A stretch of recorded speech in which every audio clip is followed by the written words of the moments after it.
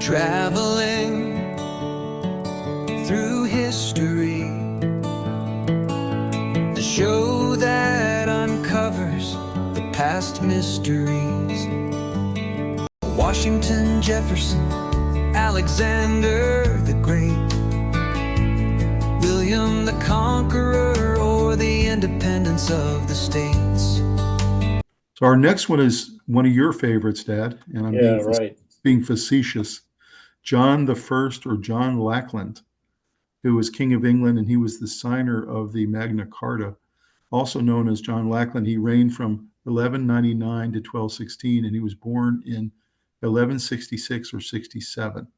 He was the youngest son of King Henry II and Eleanor of Aquitaine. He was nicknamed Lackland because he was not expected to inherit significant lands, and he was never expected to be king. He was appointed Lord of Ireland in 1177. His brother Richard I became king in 1189, while John attempted to seize power during his absence when he was in Jerusalem. He was eventually reconciled with his brother and continued to support his brother after that. Upon Richard's death in 1199, on his return from Jerusalem, John became king despite a challenge from his nephew Arthur. His reign was characterized by conflicts with France, leading to the loss of Normandy, Anjou, and Maine, which I'm sure would have been just devastating to some of his ancestors that he lost those.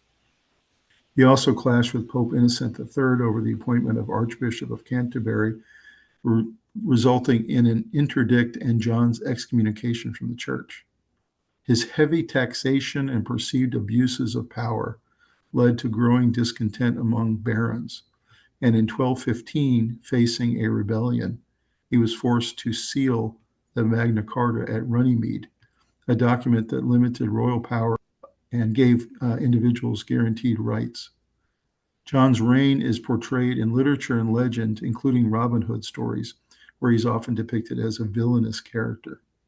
And I assume, Dad, you agree with that. I do. Yeah. There are people who don't, and say that he has important administrative improvements, etc. But he was truly a terrible, vindictive person, and couldn't be trusted. And he, for example, after Magna Carta, I've forgotten the exact date, but 2 months later, he got the Pope to help him nullify. The Pope said it wasn't valid, and so he said, "Okay, Pope says it's not valid. It's not. I can go back to how I was." He was truly a horrible, a terrible person, in my opinion. One of the things, for example, just a small example, one of our ancestors I found, there are quite a few in the de Braose family, and William de Braose had been was a baron, important, and he was allied with John for a while, but they fell afoul, and William fled to France, and his wife and son were trying to flee to Scotland, and they got captured by John's forces and brought back. And John took this wife of a noble and son who was the heir, and had them walled up in a castle and starved to death. And the barons all knew about this. And it was the kind of thing that they realized could happen to them just as easily. And it was one of the factors that. Well, he was particularly brutal. He was particularly brutal. But don't you think it was really the heavy taxation was the main thing? Of course, I'm just saying that was a thing that is not known. That starvation of the de Braose, Maud de Braose and son William, that confirmed what kind of a character they were dealing with. Yes, heavy taxation, and also the loss of most of the French domains that had been ruled by England. So don't you think, Dad, that there were many kings that were hated over the centuries by the people? And I know, Americans hated the king who was ruling over us. That's why we wanted independence. But it feels like this was particularly a king that the people really hated for so many different reasons. Everybody, yes, everybody did, and they all had good reason. Yeah, absolutely. So really interesting history there, but definitely one of the real villainous characters from our our ancestry, I would say. Yep. Then they say if you're going to do genealogy, you have to be ready to find cattle thieves or horse thieves as well as good people. Yes. And there's some really wonderful people and some really bad people. And John was one of them.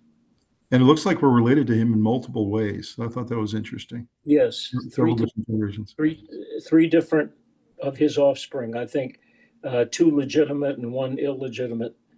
Mm-hmm. And so, yes, but we can trace him far back.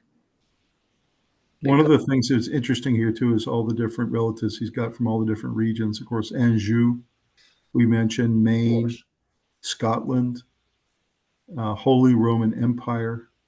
Yes. All these different groups, Aquitaine. So he has a very interesting family tree if you put it up on the wall, I would say. Yes. Yeah. He just, what I hope to find his older brother, he was the third. The oldest brother, Arthur, who was supposed to rule, died. And the second brother became Richard the Lionheart. And he's the one I hoped to find and didn't. So, so far as I can determine, we're not descended from him, but found John instead. Mm-hmm. Well, really, really interesting history there, even though it's not the best character to be related to. But no, you can see the tree is very interesting, all the people that are in it. So our next one you are very fond of, and that's William Marshal, who's considered the great knight and earl. It's a great rendition of what he might have looked like there on his horse. He was the first Earl of Pembroke and was renowned Anglo-Norman knight and statesman who served 5 English monarchs. So it's really interesting. He was always kind of the right-hand man for a lot of these kings. Yes. He rose from a humble background to become one of the most powerful men in England, known for his prowess in battle and in tournaments, as well as his political acumen. Historians called him the greatest knight that ever lived, and there's a lot of great books about him. Born around 1146, William was the younger son of a minor nobleman, John Marshal. He was sent to train as a knight and quickly gained a reputation for his skill in tournaments. Marshal served 5 English monarchs, Henry II, his son Henry the Young King, Richard the Lionheart, John, and finally Henry III. He served as royal advisor, warrior, and even as guardian to Henry the Young King when he was too young to serve. Marshal was undefeated in tournaments for many years, earning renown and wealth. He was renowned for his fighting prowess, his chivalrous conduct, which earned him respect of his contemporaries. Marshal became a king figure in English politics, serving as regent for Henry III during the king's minority. He played a crucial role in negotiating the Magna Carta and led English forces to victory at the Battle of Lincoln. So he had really a pretty impressive resume, I would say. Very, and he's important, even though he was never a king or an emperor or anything like that. He again changed history because he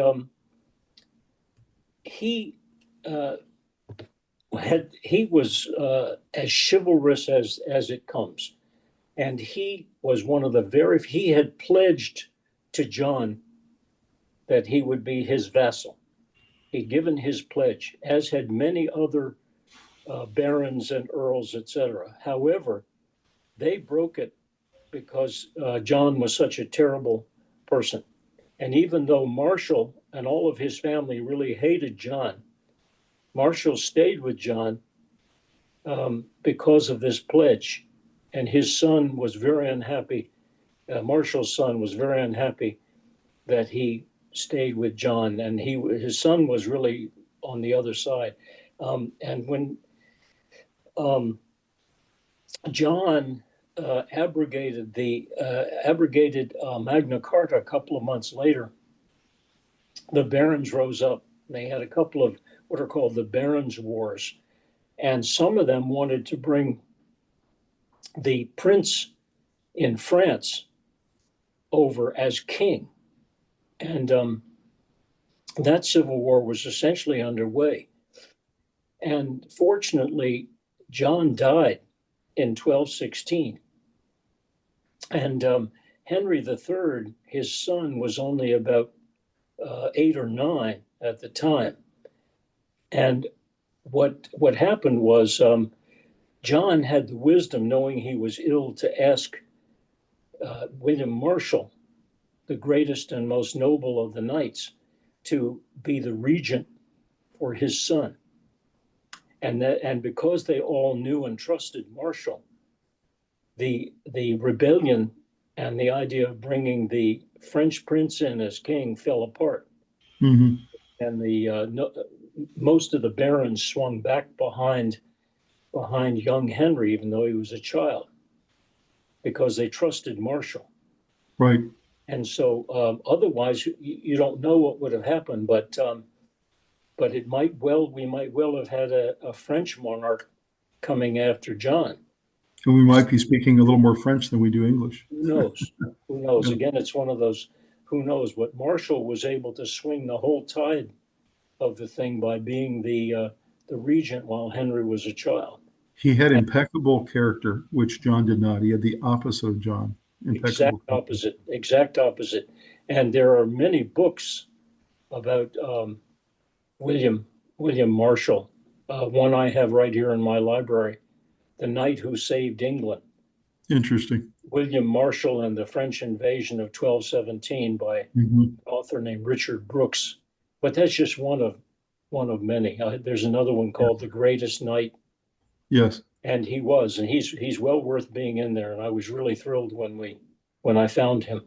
And you would agree it's worth the read, some of these books. Absolutely. Really fascinating. Absolutely. But it's another one. Yeah. Okay. Yes. And then you would also say that in terms of his skill in tournaments, if he just was known for that, I mean, he was undefeated in tournaments, and he was just unbelievable in the actual skill of fighting, it seemed. He was, yes. Yeah. So they say that the Arthur and the Round Table is fictional, and most evidence is that it really was fictional. They say that a lot of the movies that have covered Arthur and the Round Table, they've used William Marshal as an example for what some of those noble knights would have been like. Yes, exactly. So I think that's pretty cool that he's used as that. So let's look at his ancestry here and how we're related to him. It's interesting. Marshal had 5 sons, none of whom had children, and 4 daughters, and we are descended, if I've done it correctly, we are descended from all 4 of the Marshal daughters. Wow. That's incredible. So that's why he's 29, 30, 30, and 27. It's very complicated, but there are 4 of them, Eva and several others. There are 4 daughters. And he didn't come from a very distinguished family, but of course his daughters all married very well. And it looks like he married a Scot or an Irish woman, because there's a lot of Fitz-Edwards and Lord of Salisbury and Fitzhubert. Yes, she was Declare, Isabel Declare. Mm-hmm. Interesting. They were, so they really, were French. In a lot of ways, he kind of rose from humble beginnings. I mean, that's really what we see. Very much. Yeah. So really impressive guy. You now giving me some books I need to read, Dad. Yes. So our next one is Edward I. He was King of England and great administrator, also known as Edward Longshanks. You mentioned him briefly earlier in the podcast. He was a powerful, influential King of England who reigned from 1272 to 1307. And he's known for his legal and administrative reforms, his military campaigns to conquer Wales and Scotland, and his role in shaping English parliamentary procedures. Born in 1239, Edward was the eldest son of King Henry III. He was given a rigorous education in history, languages, and military strategy. He was named Edward in honor of Edward the Confessor. His earned nickname Longshanks was due to his very tall stature. He married Eleanor of Castile in 1254, with whom he had 16 children. He became king in 1272 after his father's death and was crowned in 1274. Edward I was a strong, effective ruler known for his legal reforms and administrative skills. He introduced a series of statutes aimed at restricting the abuse of power by his officials and limiting the influence of the church and feudal lords. His efforts to strengthen local government and compel landowners to assume duties of knighthood ultimately contributed to the decline of feudalism. So I thought that was really interesting how he really had a huge impact on the organization of England. He's one of the people I have mixed feelings about, because he's also known, in addition to being Longshanks, he's also known as the Hammer of the Scots. Yes. And he was determined to bring Scotland to heel, to not just rule Scotland as well as England, but to just bring them to their knees. And his campaigns were scorched earth. Yes. And since we have so many Scots, I kind of have a mixed. I'm glad I found him in the tree, but he was he deserved. I've got a book in my hand from my library, which is going to you eventually, called "A Great and Terrible King, Edward I and the Forging of Britain." So he was both. He could have been good and bad, right? Yeah, he was an administrator and all of that, but he also was determined to crush Wales and Scotland and bring them to heel. I assume Wales was not quite the challenge that Scotland was.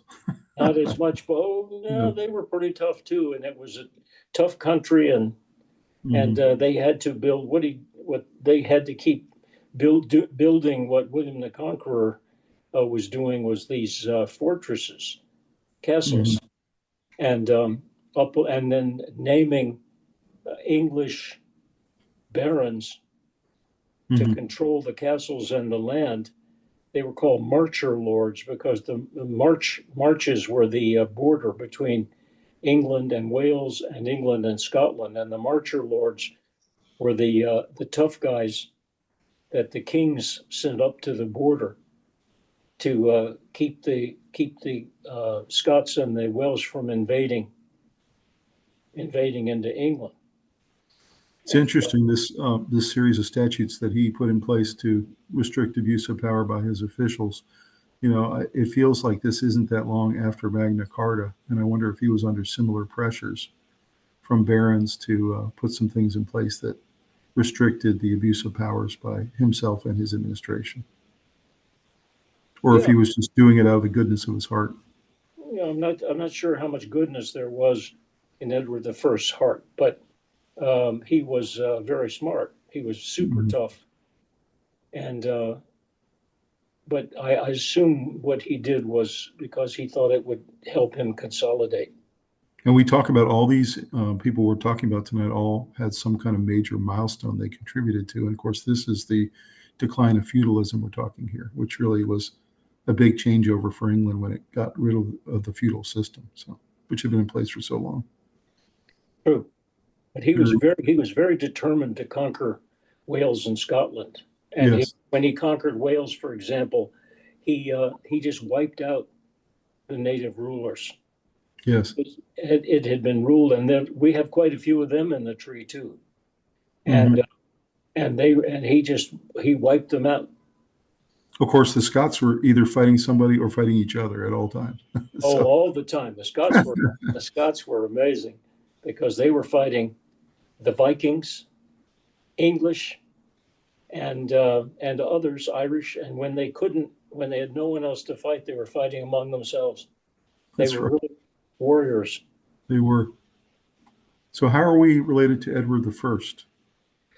Well, because he's the son of the king, and of various kings that I had discovered, and again happened on him. Didn't know it was going to happen, but because the way to do it is you go out from yourself and you go out and out and out if you can find the people. And eventually I got to him. And once you get to somebody like him who's so famous, then it's clear all the historians know who the father was for sure, Yes. and usually the mother too.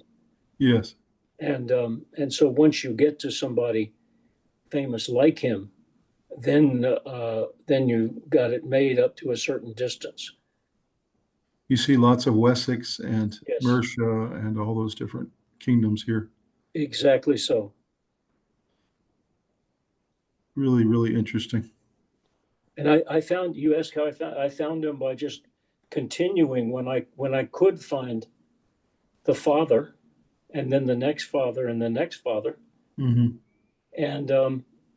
And sometimes it was a dead end, and sometimes it was somebody no one had ever heard of, and sometimes it was Edward or William the Conqueror or Alfred the Great. Right. Those were the great moments. See, Dad, you could have been William the Great. Yeah, right. Speaking of the Scots, Robert the Bruce, King of Scotland, leader of Scottish independence. See a great picture there of him in his armor. Robert the Bruce, also known as Robert the First of Scotland, was a key figure in Scottish history, leading the nation to independence from England in the early 14th century. He reigned from 1306 to 1329, was celebrated for his military leadership, particularly his victory at the Battle of Bannockburn, and his role in securing Scotland's recognition as a sovereign nation. So after that consolidation of Scotland that we just saw, there was another phase where Scotland got its independence back. Yes. Initially, he was supported Edward I of England's claim to the Scottish throne, but later joined in the Scottish resistance. So not sure what changed his mind, but he did eventually get to the Scottish effort. Became a guardian of Scotland with John Comyn, but their relationship was strained.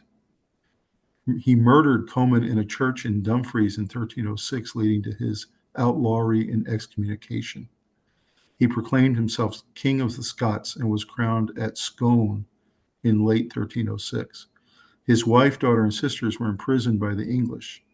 The decisive victory at the Battle of Bannockburn in 1314 against Edward II of England secured his reign and Scottish independence. So, boy, he really went through a lot to get independence for his country. He did. And they were really, I've said it several times, they were really tough guys, the Scots, including Robert the Bruce and William Wallace, who is not an ancestor of ours so far. I'd love to find him, but I haven't. But one of the things that has I've mentioned this to you, that just, I was amazed that we're even here because what I found was generation after generation of Scots were killed in battle. Mm-hmm. Fortunately, they had a son before they were killed in battle. That son grew up, had a son, and then he was killed in battle. and the next son grew up, had a son, and then he was killed in battle. Usually the English, but in all kinds of battles. Right. And it just went on and on and on. And I just thought it's just amazing that we're here. That we survived. Yeah. Yes. Yeah. Because they were real warriors, really, really tough guys and warriors. Did you ever discover why he's called the Bruce? Yes, because their name was B-R-U-S, Bruce. And Well, just wanted to take a moment to do a shout out to our sponsor for tonight's Traveling Through History episode, and that is Barnes & Noble. And just one of my favorite places to go. Have one very close to my house. Go to it quite often. I like to go through there and just browse through all the great books and magazines. They have CDs, DVDs, everything you can imagine. They even have a little cafe in there. You can sit and drink your coffee or your hot chocolate. It's just a great time. And so definitely check out your local Barnes & Noble store or go to barnesandnoble.com and go check out a book and purchase something or just have a great afternoon sitting in there and looking at all the great offerings that they have. So again, thank you so much, Barnes & Noble, for sponsoring us tonight. We'll see you next time. I think it's just easier to say than to Bruce. Okay. Gotcha. Yeah, I think a lot of things got anglicized through the years. Yes, exactly. He probably spelled it B-R-U-S at the time, but yes, that's right. Exactly. He did. It happened with the Welsh too. The Welsh, the same.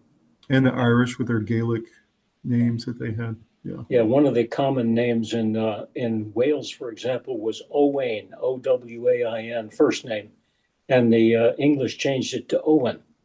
Right. Yeah. Yep. Yep. And it was Ap Griffud, and they changed it to Griffin. So Owain Ap Griffud became Owen Griffin. Exactly. Easier. So it looks like in looking at history, you've gone back a couple generations beyond Robert. And yes. Probably hit a couple dead ends. I'm not sure. I can't remember whether this was a dead end or I just haven't taken the time to go farther. I'm not sure. But I got to him through his daughter, Marjorie Bruce, who's generation 25 there.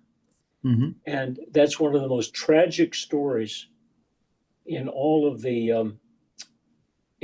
what I've found, because I said that a lot of the women died very young, like 32 after having 10 children, and they died in childbirth.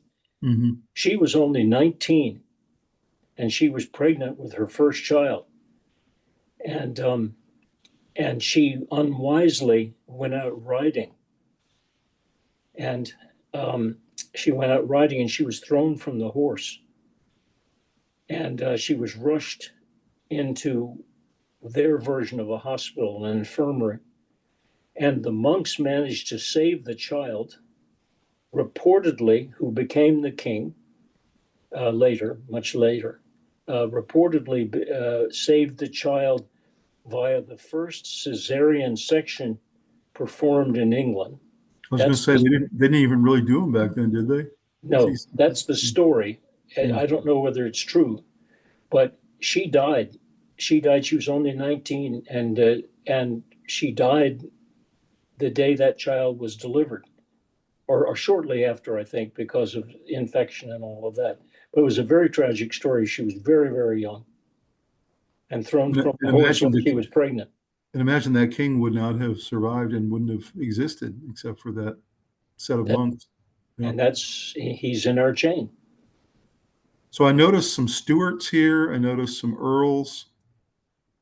De Clare, yes, is in this tree. So yes, we have a lot of De Clares, and one of the daughters of William Marshal is the great grandmother of him, Isabel Marshal. You see her there? You see Isabel, yep. And you see William Marshal as her father. Yes. And we're descended 4 times. Isabel's just one of the 4 daughters. And how weird is that it was all 4 daughters were descended from and none of the sons had kids? That's right. You know, very weird. There's all kinds of weird things like that. Although it may be because the boys all died in battle back then. I'm not sure they all died in battle, but I think they had a couple of them died of diseases, but a lot of them did die in battle. Back in those days. It was very brutal. It was kill or be killed back in those days. I think he knew William Wallace, potentially. Oh, yes. And they fought together? Yeah. Yes. So here's one of your favorites of all time. This is a depiction of Mabel, the poisoner of Normandy. She was a noblewoman in Normandy. Mabel de Bellême, born in 1026, died in 1079. This was one of my favorite bits and pieces you ever did, Dad. And she was a Norman noblewoman known for ruthlessness and use of poison. Her formidable personality and aggressive methods came from her father, William Talvas, known for his cruelty. Mabel's mother was Haberga. William Talvas murdered Haberga, possibly for being too religious, and was subsequently exiled by his son Arnulf. Mabel remained loyal to her father the whole time, accompanying him into exile. William remarried, but designated Mabel as the heiress to his lands. Mabel married Roger de Montgomery, a friend of William the Conqueror. Their marriage produced 10 children. Mabel's inheritance, secured through Roger's connection to the Duke of Normandy, solidified her position and influence. Mabel's reputation stemmed from her willingness to eliminate rivals and seize lands through poison. She attempted to poison Arnold de Chauffour, whose father had been mutilated by Mabel's father. The initial attempt failed when the poisoned goblet was accidentally consumed by her brother-in-law, Gilbert, who died as a result. So she essentially killed her brother-in-law by accident. Mabel then successfully poisoned Arnold by bribing his chamberlain. Mabel and Roger continued to confiscate lands, expanding their territories. Mabel's reign of terror ended in 1079 when she took the hereditary lands of Hugh Bonnel. Hugh and his brothers attacked Mabel at her castle while she was bathing. Hugh decapitated Mabel in her bedchamber. So what an incredible story this is. Sounds like a movie or something. It does. And like I said, I found a lot of really wonderful people in the tree and a few not so wonderful. And Mabel is right up there, but she really was brassy. Yes. There's much more to the story. That's just a short version of it. She poisoned several major barons in the region and managed to take their property. She had done it to a number of people before the sons of one of them broke in, and apparently she had just finished her bath and was lying on the bed, and they broke in and cut her head off. And so far as I could determine, she never poisoned anyone again after that. Probably not. She was really an unusually terrible person, and I just had to put her in there. She wasn't anybody royal or anything else, but sometimes you run across something like this. You have to think she was very driven, and if she had been royal, or she had been an earl, or had been a king or something, you can imagine with this drive that she had, she probably would have been a very brutal ruler, I would think. She would, absolutely. Like a John Lackland, that kind of. Yes. Yeah. So really interesting history here as she was poisoning people. You knew eventually it was going to come back to haunt her, I would think. It did. Yeah, for sure. That was definitely one of my favorites of all your bits and pieces. Mabel is one of my favorites too, just because she's so extreme. So in her tree, she's got de Montgomery and de Bellem and Count of Mortain. And there's some interesting people here in the French countryside that she was related to. Including way over there, if you look, she's got Sainsfrida, number 37. We're going to talk about her, Sainsfrida de Crépon. Yes, that's right. You can see another situation. We're descended 3 times from Mabel. Generations 35, 35, and 34. Amazing. Yeah. It's amazing, but it's also confusing. It's the only way you could keep track of it. So it's a good system. Only way I could. The official way is to merge them, but it didn't work for me. So I did it a different way, but it's much easier, like some of the ones up above. Count of Mortain, for example, one ancestor, period. I don't understand why after her first couple of poisonings, why people didn't just stay away from her. I don't understand that. But I don't know either. But she was successful on a number before. Like if I got a dinner invitation, I would have to respectfully decline. Absolutely. Or pretend to drink the wine. So you mentioned Sainsfrida. She was sister of the Duchess of Normandy. She's also known as Sainsfrida or Sainsfrida. She was a woman from the Capron family, known for her connections to the early Duchy of Normandy. She was daughter of Herbastus de Crépon, and according to some sources, Gunhild of Denmark. You see how close to the Vikings they still were. Yes, I do. She was also the sister of Gunora, who became the Duchess of Normandy. Sainsfrida was married to a forester, and later her sister Gunora married Richard I of Normandy, making Sainsfrida Richard's sister-in-law. Sainsfrida was a member of the influential Crépon family, which had close ties to the Norman dukes.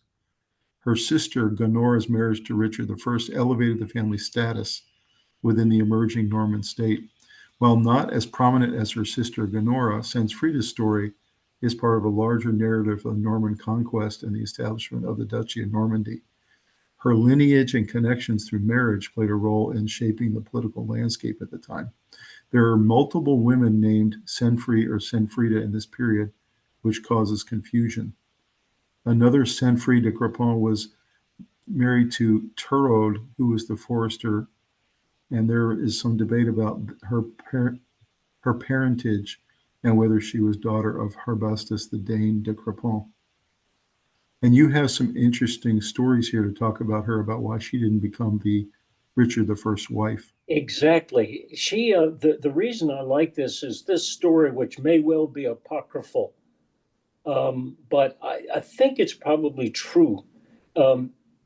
Richard I was the grandson of Rollo, and he was really the first duke, the first real Duke of Normandy. Yes. And, because William, his father, William Longsword, and Rollo weren't really the Duke of Normandy. But Richard, according to the story, which is a good one, whether it's true or not, I love the story, loved to hunt like they all did. And he was out hunting, and he stopped at the house of one of his foresters, because they had people working for them who maintained the forests. And the forester was not there, but the wife was there, and that was Sainsfrida. And he was taken with Sainsfrida, and he wanted to take her away. And she, according to the story, was a faithful wife and said, "No, I cannot go with you. I'm married to so-and-so," whatever the forester's name was. And that name is lost to history. But she said, "Why don't you take my sister, Gunora?" And he did. And she was his mistress for quite a long time. And then they married, and she became the Duchess of Normandy. Amazing. According to this story. And so if it's true, Sainsfrida was an honorable, faithful wife, but she maneuvered their family into prominence because they weren't prominent before. But once she married the Duke of Normandy, the sister did, then the whole family was prominent. So she essentially married her sister off to the royal family of Normandy. Not royal family. They were not royal. Well, dukes. Dukes. And she got him, stop going after her. Mm-hmm. By saying, "Oh, take my sister instead." And so the reason I think there could be some truth to the story, or some version of it, is because Gunora did, in fact, after some period of time being the mistress, she did they married, and she became the Duchess of Normandy. Interesting. So that's the reason I wanted to put her in, is because not all the women by a long shot were like Mabel the Poisoner. Sainsfrida was a very honorable person, if any of this is true. And maintained her marriage and all of that. How did you get around this confusion with the multiple women named very similar ways at that period? What I found was pretty clear, that it was this Sainsfrida who was the sister of the woman who became the Duchess of Normandy, mm-hmm. and not some others. So right. I was pretty confident. I don't know. I mentioned earlier, when you get way out, 25, 30, 40 generations out, there could be mistakes. And I've done it the best I can do. And I believe Sainsfrida is correct, but it could be the other Sainsfrida de Crepon. So this portion of the family, they had Franks, they had Danes, they had Central Europe, they had the French, they had everything all mixed together, it seems like. Yes. And it seems like the Norwegians and Danes and Swedes were kind of intermixed with everybody in Europe. Yeah, especially yes, they were. Mm-hmm. It's interesting. So here's her tree and what it looks like, with de Montgomery as one of the big things there, the Crepons, the Bellams. So we talked about the connection she had with Mabel. Yes. And there's Mabel, 35, 35, 34. Mm-hmm. And she married Roger de Montgomery, who was a baron. And then they continued as barons and counts. And then all the way back to de Crepon, which is her. And then we think Torond was the forester she was married to. Maybe. Yeah. Maybe I didn't put him in the tree because it was not very clear. Mm-hmm. Somewhere down the line, more information might come and you might put him in the tree. Mm-hmm. It's interesting. Fascinating woman, though, for sure. Yes. Then we had Judith of Flanders, another woman who's very interesting, a countess and duchess, born in 1031 or 1033 and died in 1094. She was a notable figure who lived during the period of significant political and social change in England and Europe. She was the daughter of Baldwin IV, Count of Flanders, and Eleanor of Normandy. Her life intertwined with English royalty through marriage and her influence on arts and religious life. Judith was born in Bruges, the only child of Baldwin IV and his second wife, Eleanor of Normandy. Her father died when she was young, and her older half-brother, Baldwin V, became Count of Flanders. She was related to William the Conqueror through her niece, Matilda of Flanders, who married William. In the late autumn of 1051, Judith married Tostig Godwinson, the son of powerful Earl Godwin of Wessex. This marriage connected her to Anglo-Saxon royal family and brought her to England. Judith and Tostig appear to have been deeply devoted to each other and shared a strong interest in religion. They made a pilgrimage to Rome in 1061. She commissioned the creation of illuminated manuscripts, including the Book of Gospels, with an ornate cover. Some scholars credit her with bringing Anglo-Saxon artistic techniques to the continent. And after Tostig's death in 1066, Judith married Welf IV, who was Duke of Bavaria, around 1070, and she moved to Germany with all her books. Welf IV went on a crusade and died returning from the Holy Land, and she retired to a German abbey. So what an interesting history Judith of Flanders had. She's worth putting in there because it shows many things. For example, her father was Count of Flanders, but her mother was from Normandy. So there's where two major duchies merged. Right. Into, and Judith, and she was born in Bruges, which is now Belgium. Mm-hmm. Flanders became Belgium. But she was related to William the Conqueror. She married Tostig Godwinson, who was the brother of Harold, who was killed at 1066. Right. Killed at Hastings. Tostig, her husband, was an ally of Harold Hardrada at Stamford Bridge, and he and Harold were both killed. He and Tostig and Harold Hardrada were killed at Stamford Bridge by Harold Godwinson. So you're saying Tostig was on the other side of the battle from his brother? He was on the other side. He was with the Vikings because he wanted to be king. Okay. And they were both killed. Harold, the last great Viking, and Tostig, her husband. But that was 1066. They made this pilgrimage to Rome in 1061.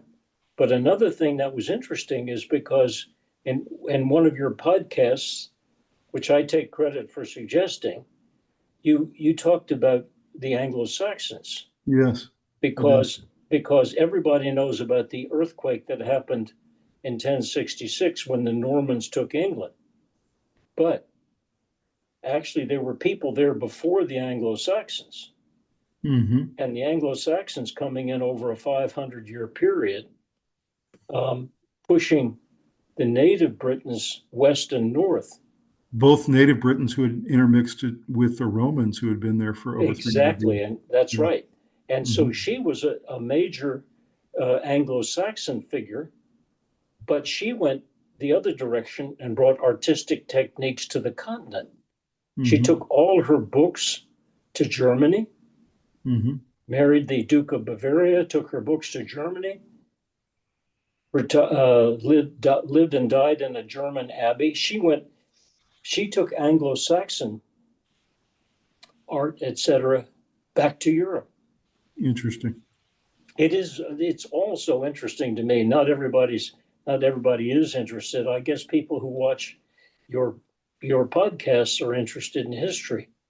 Absolutely. Traveling through history, but it's just almost mind-boggling trying to keep all of these people straight, their relationships and where they went and who killed whom.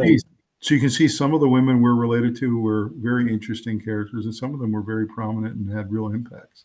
And yes, yeah, it's true. There are lots of other women we could have put in among as well as these three, but you can't put everybody in by a long shot. You can see she has Count of Orleans on one side, and then she's got, of course, King of the Franks on the other side with her relation to counts and to kings. Yes, they all married each other. Right. So really interesting history here. And I can see lots of holes we need to fill in, Dad, over the next couple of years. Yes, if I don't know whether, I can't remember whether I ran into a roadblock, although I very seriously doubt it. I'm sure that that is known who those parents were. I just with 5,000 plus in that one alone, I just can't do it. I'll be glad when you can retire and do some of this too. That's right. That's right. So another woman of the many is Lady Godiva. She was an Anglo-Saxon noblewoman known as Godgifu, or God's gift, and was a real 11th century Anglo-Saxon woman married to Leofric, Earl of Mercia. The couple were generous patrons of churches and monasteries, including founding a Benedictine monastery in Coventry around 1043. Godiva is mentioned in historical documents like the Domesday Book, confirming her as one of the few women in England at the time to own land, which is really interesting. Famous story of Lady Godiva that you hear about riding naked through the streets of Coventry to protest her husband's oppressive taxes is just a legend, not a historically verifiable fact. The tale first appeared in the 13th century after Godiva's death in the Flores Historiarum, by Roger of Wendover. Godiva repeatedly pleaded with Leofric to reduce the heavy taxes imposed on the Coventry. Leofric, weary of her appeals, promised to grant her request if she rode naked through town. Godiva agreed, issuing a proclamation that all citizens should remain indoors with their windows shuttered. She rode through the streets covered only by her long hair. One person, a tailor named Tom, disobeyed the order and peeped, earning him the name Peeping Tom, and allegedly suffering blindness or death as punishment. Impressed by his wife's bravery, Leofric kept his promise and abolished or reduced taxes. Despite the lack of historical evidence for this legendary ride, Lady Godiva remains a significant figure in Coventry's identity. Her image is featured on the city's crest and statue of her stands in Broadgate. A Godiva procession was instituted in 1678 and continues today as part of the Godiva Festival. So isn't it interesting that these kinds of legends can become so solidified in our culture that she now has become a symbol of that city? Yeah, this was another one that was really fun. I never had thought of her as possibly being in the tree. You know, you always want to find Charlemagne or William the Conqueror or somebody like that. But all of a sudden I was on Godgifu, and I realized who Godgifu was. And I'd never heard of Leofric, her husband. But that's why I had to put her in one of the bits and pieces, because the idea that she rode naked through the streets is almost impossible to countenance, to accept. I can't believe her husband would have let her do that. But apparently there's some truth from what I could try to read, because I try to read about these things, that in terms that he was kind of harsh in his taxes, and that she was a much gentler person, was trying to get him to lighten up. Apparently that seems to have some historical basis. Yes. The ride through the streets is just impossible to imagine could be real, but it's a fun story. I've done a couple of episodes, as you know, where I talked about historical events that never really happened. Yes. And they were really fun to put together. And one of the legends I talked about was Lady Godiva and the naked ride through town. There was obviously some truth to it with her opposing her husband's tax policy, but the ride through town, most historians really do believe was a myth, and a fun one, because you can see people still enjoy this story today. But you can't imagine that her husband would have, regardless of whether he relented on the taxes or not, would have ever let her ride like that. Not a chance. Exactly. But still, it makes a great story. Or asked her to do such a thing. And you see how, that's right, never would have. But you see how important it is to Coventry. Yes. So it's just fun. Some of these stories are appalling, like Mabel the Poisoner, and some are just fun, like this one. That's right. So here's what her tree looks like. Yeah, real person. And now you get the Welsh in there. We got Welsh. We got a number of Welsh. Welsh. You got Mercia on one side. Yes, and Deheubarth up there, which is one of the kingdoms of Wales. Mm-hmm. And there's Godiva there on the right. Yes. But you see what the names were like in those days. Eilgifu, Godgifu. That's what really changed everything. I'm going a little off subject, but what changed everything with the Norman intervention, because so many of those names would sound very strange to us today, the Anglo-Saxon names. And the names became William and Richard. Yes. And Gilbert, and the names really changed. It's true. And so you would have today some Godgifus and Algifu and all of these names. It's interesting. She's been portrayed in a number of movies and TV shows, this scene. And you can see to the right there, what they typically do is they have her have so much hair that it doesn't really show anything. Yes. It's really interesting. So I hope she had that much hair if it really did happen.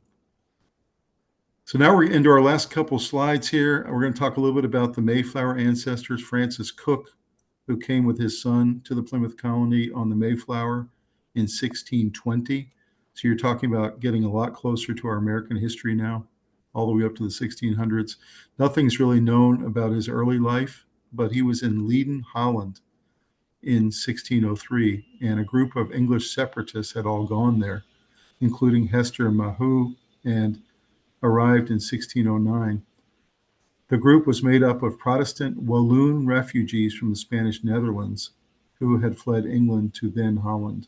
Francis and Hester were soon engaged. Francis and son John sailed on the Mayflower, but Hester, Jane, and the other children stayed behind until the new colony was more stable. They came to Plymouth in 1623 in the ship Anne. Francis signed the Mayflower Compact on his way over on the Mayflower and was among those known as the first comers. Francis became a surveyor, settled boundary disputes, and laid out roads around Plymouth and other settlements. He was pretty spry and still doing highway surveying at the age of 70, which you mentioned that, Dad. That was really interesting. And he was still solving boundary disputes in his late 70s. And this is very old for back then. Very few people lived to those. He was positively ancient. Absolutely. Again, what we have here is, of course, I was hoping to find Mayflower ancestors, of course. And I ended up finding 5 so far. Mm-hmm. Probably that's all, because I'm past that period now. But I found 5 of them, and one was Francis and his son John. We're not descended from John. We're descended from the daughter who came with the mother. Yes, 3 years later, by the way. They came over on the 3 years later with the daughter Jane. Mm-hmm. And so the Mayflower ancestor is Jane's father, not the mother, because she didn't come on the Mayflower. Correct. But they're important because they signed the. They're important because they signed the Mayflower Compact, which was the first democratic document in American history, or at least colonist history. Exactly. It essentially was a way to manage yourself in a democratic way and have votes and have representation. Yes. Yeah. Yeah, it was very important. And you can see the document there on the ship. They're all signing it. So that's right. And of course, again, I would say it's very exciting that we found Mayflower ancestors, but we're not special by finding Mayflower ancestors, because there were reportedly about 102 passengers on the Mayflower. And of the survivors, there were 20, because, half of them died the first winter. Right. And of the surviving 26 families, it's expected that there are as many as 35 million descendants from those 26 families. Mm-hmm. Most of them in the US and North America, but elsewhere too. Mm-hmm. And so, yes, we're delighted to find Mayflower ancestors, but it's not very exclusive. Yes, understand. But still really fascinating. Yes. In terms of the history. So this Yes. is what his tree looks like. As you see, he's a lot closer now. And now you're getting down into this almost single digits. Practically yesterday, born in the 16th century, practically yesterday. That's right. Their daughter was Jane Cooke. Yes. And she married Experience Mitchell. I love that name, Experience. He came, if I recollect correctly, he also came on the same ship with them, 1823. That's right. That's the reason I didn't put a Mayflower symbol by. You see the John Cooke, I put a Mayflower Society symbol next to his name. Not his wife, Hester, but I put the symbol that I'm using for immigrants of a sailing ship, and Jane, and Experience Mitchell, her husband, who came on the Anne in 1623. Right. As well. And then it goes down from there to the Washburns and down to my grandmother.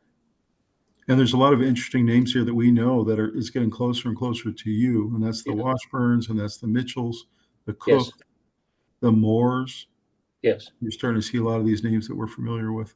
Yes. This symbol of the General Society of Mayflower descendants is one that can be used for anybody who is directly descended. And of course, you've put that in our tree. So, because I put it not because not with the descendants. You can do it, but I put him in. I put for him because he was actually on the ship.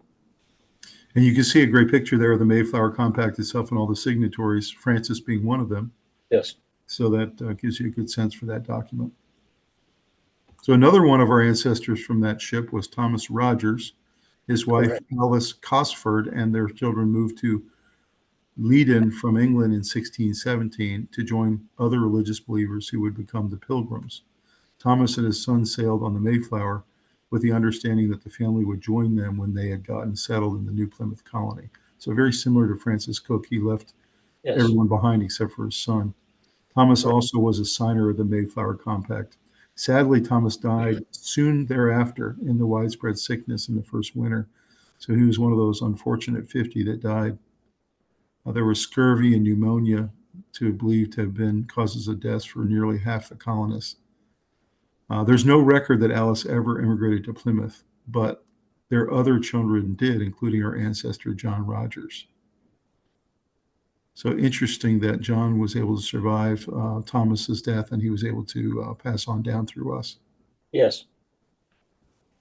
And that's all we know. That's all we know about them, is that he did sign the Mayflower Compact, which is important. Yes. I don't know, and that he died very quickly. That, unlike Francis, who survived it, Thomas was one of the few that was unfortunate and didn't survive it. So not few, there were about half. Yeah, that's right. So here's what Thomas Rogers' tree looks like. And you see Rogers Mayflower, you've got the symbol there again, and then John Rogers is the son that we're descended from, who married Anna Churchman, and then who was also an immigrant. Yes. And then Abigail Rogers married John Richmond, and that's how the Richmond family came in. Yeah, and they were all immigrants too. I see that, all the ships. Yes. And then from then on, everybody was born in America. So the final group to talk about, Dad always loves the characters in our tree. And the Billington family were some of the more characteristic ones that we had. They consisted of John Sr., his wife Eleanor, their sons John and Francis, and they appeared in a number of times in the accounts of the early Plymouth colony and seem to have been the colony's troublemakers. John Sr. in particular holds the distinction that he no doubt wished he could have avoided. In Plymouth, John was the signer of the Mayflower Compact. In March 1621, John also committed the first crime in the colony. He challenged Miles Standish's orders, putting him into contempt of captain's lawful command with several speeches. He also was ordered to have his neck and heels tied together, but pleaded his way out of it.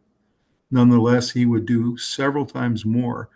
John's sons made life interesting in the early days of the colony. On December 5th, 1620, while the Mayflower was anchored off Cape Cod and he was on board, Francis shot a gun near a barrel of gunpowder, causing a fire. And of course, you and I talked about this offline, that could have blown up the ship quite easily. This could have been devastating, but fortunately, through God's mercy, was quickly put out. John Billington Jr. had his own adventure when he became lost in the woods while exploring alone in July of 1621. He survived 5 days on berries and whatever else he could find, and he was found and cared for by Native Americans in the area and taken to Nauset on Cape Cod, where 10 pilgrim men traveled to retrieve him. They found him behung with beads. In 1624, 3 years later, John Sr. was implicated in the Oldham Lifford scandal, which was a revolt against the rule of the Plymouth Church, but he insisted he was innocent. In September 1630, this was 6 years later, John Sr. was found guilty by a jury of willful murder of colonist John Newcomen. The jury was convinced by plain and notorious evidence that Billington had been the murderer of Newcomen. And then in September or October 1630, John was hanged for murder, to be the first person to be executed in the Plymouth colony. Yeah, that was the distinction that he no doubt wished he could have avoided. So that was his distinction, was to be the first person hanged. First hanged and the first to commit a crime. So yes, and his sons were always in trouble too. So it's yeah, we're descended from 3 of the 4 in that family. We are not descended from John Jr. We're descended from the father, wife, and the second son, Francis. okay. So plus the earlier 2, I've found 5 so far, and that's probably all that I'll find. So any of the troublemakers we have in our current family, we know where they got it from. We know where they got it. The Billingtons. We do know. Goodness. So this is what the Billington history looks like. You see, they actually merge into the Washburns, which is interesting. Yes.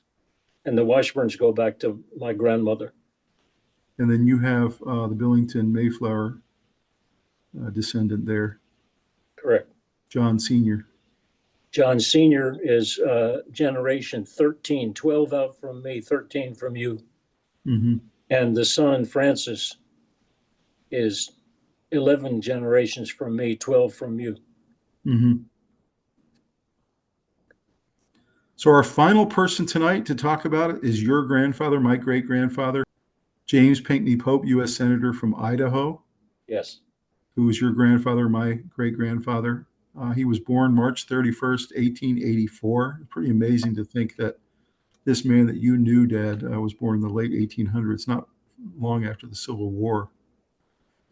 Died January 23rd, 1966, was a Democratic politician from Idaho, mayor of Boise for 4 years, and one-term U.S. Senator, serving from 1933 to 39. He was born in Jonesboro, Louisiana.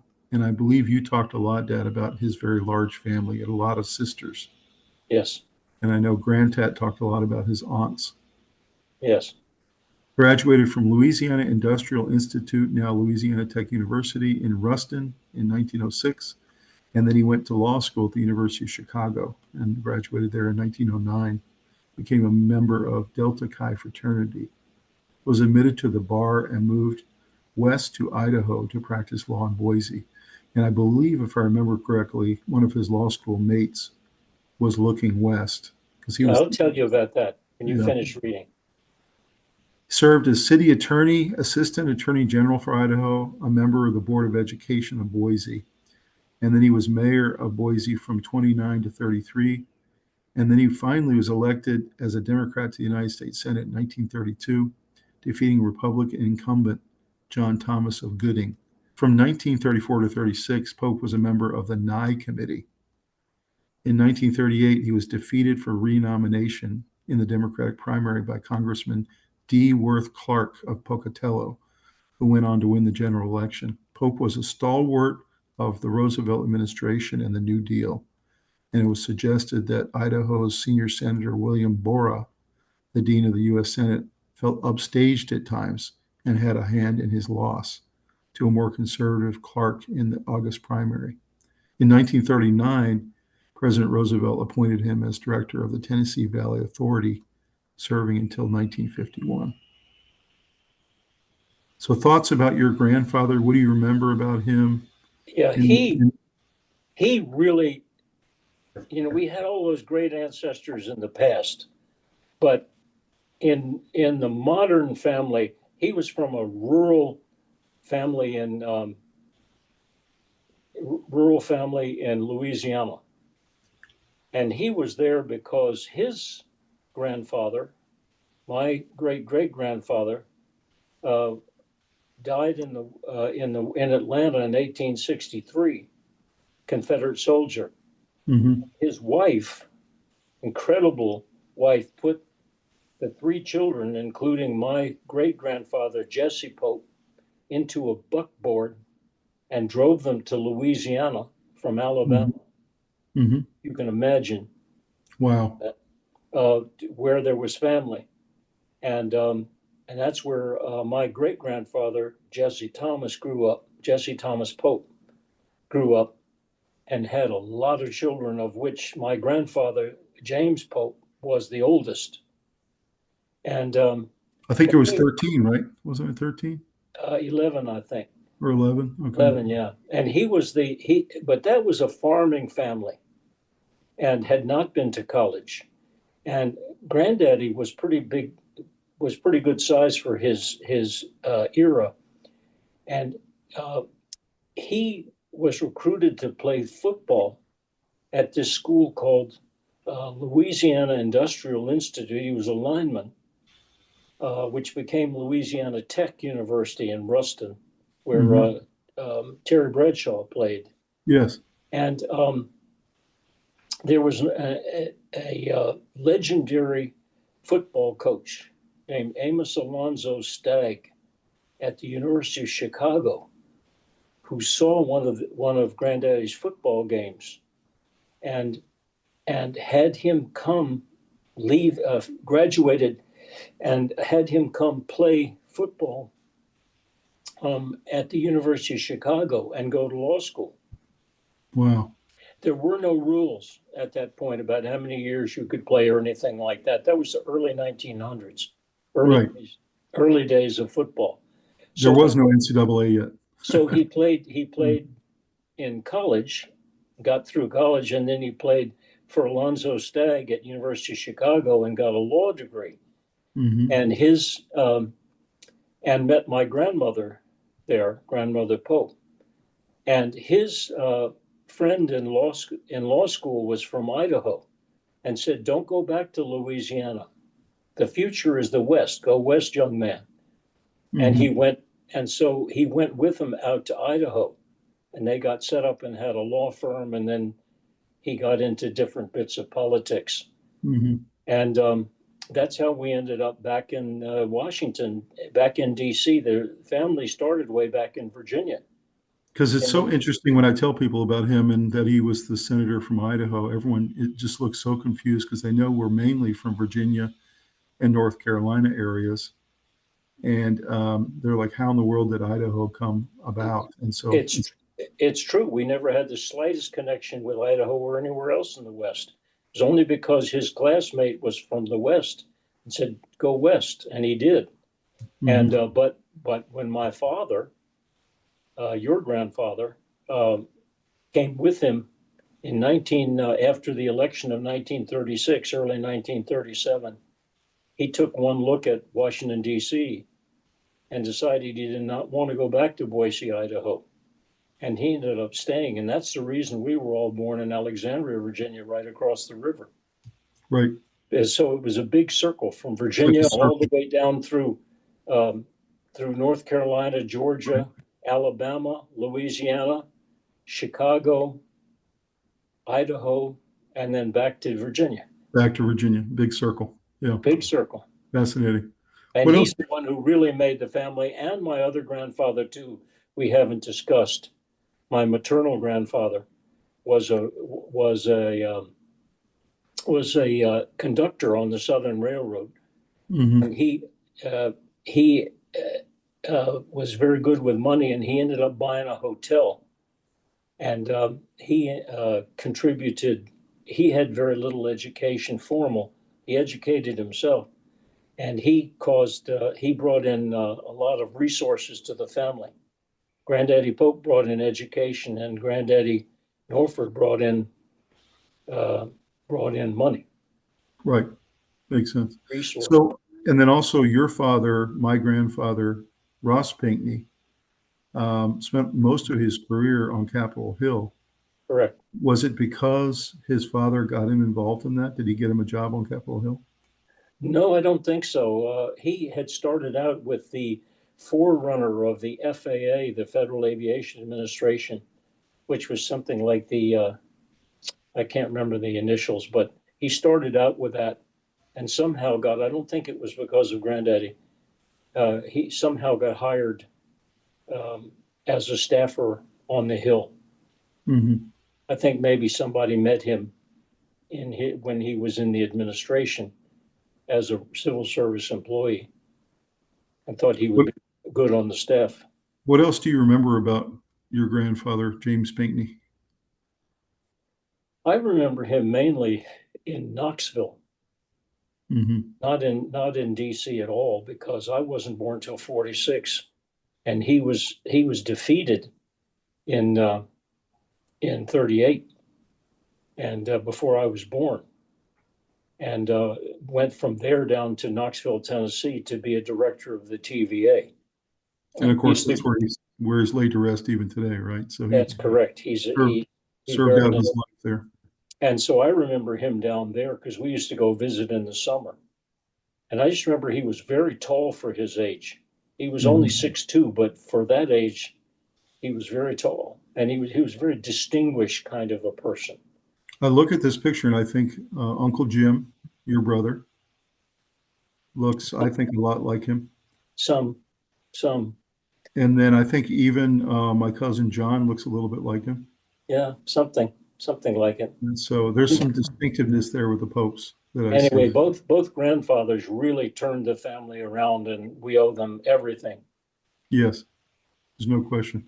So here is a great picture of him with your Uncle George, your father Ross, and of course his wife. Pauline was the German side of the family. Correct. Her family was all German. She was born in Chicago, but the family was all German. What do you remember about George and Pauline? Well, George was, again, I knew him only later when he was a lawyer, and he was brilliant. He was also very handsome. He really was movie star handsome, Uncle George. And he was very brilliant, and he earned money by playing bridge. And he used to beat everybody in bridge and earn money. And he was a lawyer as well. And he was a lawyer. And Dad was on the Hill after a short time with the FAA predecessor. He was on the Hill until he retired. Do you remember your grandmother very much? Yes, I remember her, but I don't remember very much about her. I was pretty young. She died quite a bit before Granddaddy. Okay. She struck me as kind of severe, and I don't know whether that's really fair. I'm just saying that's how she struck me, but I was little. Right. So I see in this tree some McBrides. I see some mounts. Yes. Disharoon is a name that we've talked about. A lot of the most interesting people came out of McBride because my great-grandfather, Jesse Pope, whom I met, he was born right at the beginning of the war, 1861. And I actually met him when he was 95 and I was 10. Wow. And his wife, my great-grandmother, had passed away long before that, before I was born, Lucinda McBride. But a lot of the most interesting people in the tree, because she was Irish American. Yes. I mean, born here, but of Irish descent. And a lot of the most interesting people, all of the Scots, came out of her line. Do you think the Irish ancestry we have is much closer to you than the Scottish ancestry, which seems like it's back in the medieval times? Or is that not true? Well, we don't have a lot of Irish ancestry. He was I believe Scots-Irish, and we have way more Scots than we do actual Irish. Absolutely. We do have Irish, but way more Scots. I was really surprised at the number. Well, I tell you, I wish I could have met James Pinckney, my great-grandfather, and talked to him about what it was like to be a U.S. senator, what it was like to be in all those powerful meetings. Obviously, he was right at the seat of power there for a while, and that would have been really interesting to talk to him. Would have loved to have him on Traveling Through History. Oh, wouldn't you just? Yeah, to be there. They were, my grandparents, you see them in the photo there, they were actually pretty close to the Roosevelts, used to go to the White House, et cetera, and they even had them to their apartment. Yes. So, and of course, he was there for the whole New Deal negotiations and all of that. So yes, that's correct. Would have been Although really interesting, he was an isolationist. He didn't think we should be in war, get involved in any war in Europe. I'm sure he felt Hitler was as disgusting as everybody else, but he didn't think that getting involved in the war in Europe was a good idea. Well, Dad, thank you so much for coming tonight and taking us through this walk down memory lane of the Pope family, all of our famous ancestors. Of course, this just barely touched the iceberg, as you know. Barely touched. We could be here for days. But about all the characters. But we did talk about a lot of the really fascinating ones, and especially the ones that had major impact in world history and Western history. True. And you picked the right ones. It's going to be a lot of fun to watch what you uncover in the next 5 years. Yep, I'm still doing it, but I'm pretty far out on some of the lines. But as you saw, there's still infinite amount. My wife, your stepmother, has asked me on a number of occasions, when are you going to be finished? And I explained to her, I said, I'm never going to be finished. And when Thomas takes this over, he's never going to be finished. It's just not going to happen, because so it's a puzzle that cannot be solved. Generations, it doubles every generation. Right. And so you can double it out from 5,000 to 10,000 easily. That's right. Especially since there's so many millions of people worldwide who are doing this and discovering new information. And I see all the time, for a very long time, no one knew who the mother of so-and-so was. And finally, a document was found in a church that had been misfiled in an ancient church somewhere. And the document was translated. And it turns out that in there it said, so-and-so, whose mother was so-and-so, inherited something. And so they're still today finding answers to things that we don't have yet. Right. And so you'll have a lot more information than I do. So I've covered the Anglo-Saxon period. I've covered kind of the Norman period. I haven't talked yet about the Roman period in England. I want to do that. And then I want to get into the War of the Roses. And I'll be interested to talk to you about any ancestors we had involved in that. Oh, we have quite a few. So that'll be a lot of fun. But again, Dad, thank you so much for all the work you've done for the family, all the ancestry work, the legacy you're leaving behind, and for coming tonight and telling us about these great ancestors that we have. Well, I'm glad you did it. And I enjoyed going back over these people, most of whom were either really good people or were a few of them terrible people, and a lot of them were very, very strict rulers, but all interesting. I've learned so much.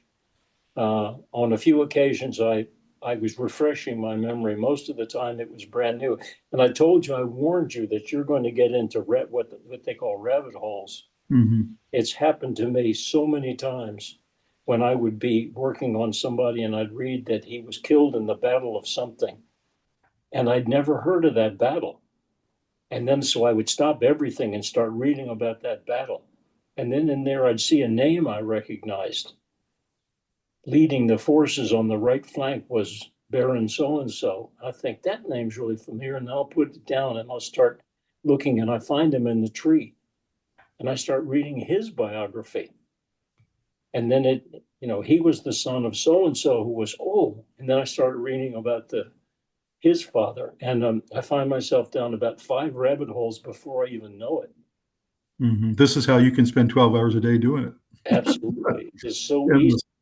It's so easy, but I've learned so much, just a fraction of all of this, but so much compared to when I was in school. So we'll have to do an episode sometime in the future on the Norford tree and show people some of the famous ancestors. And there's some very interesting people, like, for example, on that side, yes, you're right, like William Cecil. And William Cecil was one of the 2 main spy masters for Elizabeth I. Mm-hmm. And also was the principal advisor for her for a while. That's very, right. very important ancestor. And his ancestors now own and run a very large house just down the road from us called Biltmore. That's right. The Cecils own and run that, and they're descended from the same William Cecil. It's endlessly fascinating if you are fascinated by that kind of thing. We've actually started going as a family to the Norford reunions every year. And 2 years ago, they handed you a humongous box of materials. I'm sure you aren't through all of it yet. No, not all. But it was just kind of a treasure trove of stuff. And the whole Norford line still needs to be cleared up. That was my maternal grandfather's research papers and all of that. And they didn't know what to do with it. And I was the only one working on that line. So They gave it all to me, and I can tell you who all it's coming to, and that's you. You're next. Well, Dad, again, thank you so much for joining us tonight. Everyone, please like this video and subscribe to the channel, Traveling Through History, and we will see you next time on a great episode of Traveling Through History. Hopefully you love history as much as we do. Have a great night. Thank you, Dad. Okay, sure. Traveling through history, the show that uncovers the past mysteries. Washington, Jefferson, Alexander the Great, William the Conqueror, or the independence of the states.